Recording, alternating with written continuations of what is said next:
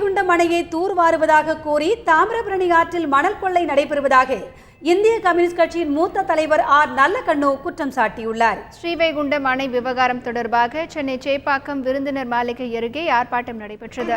இதில் இந்திய கம்யூனிஸ்ட் கட்சியின் மூத்த தலைவர் ஆர் நல்லக்கண்ணு, அக்கட்சியின் மாநில தலைவர் முத்தரசன், நாம் தமிழர் கட்சியின் ஒருங்கிணைப்பாளர் சீமான் உள்ளிட்டோர் கலந்து கொண்டனர். ஸ்ரீவைகுண்டம் அணையை தூர்வாருவதாக கூறி தாமிரபரணி ஆற்றில் மணல் கொள்ளை நடைபெறுவதாக அவர்கள் குற்றம் சாட்டினர்.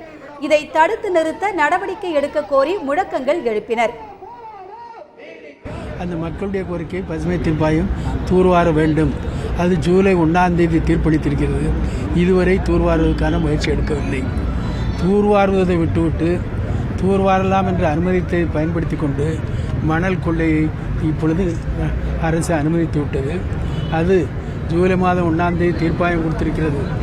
ஜூலை மாதத்திலேயே அந்த பூமி பூஜையெல்லாம் போட்டு ஜேசிபி லாரியெல்லாம் கொண்டு வந்து மணல் கொள்ளை அடிக்க ஆரம்பித்து விட்டார்கள்.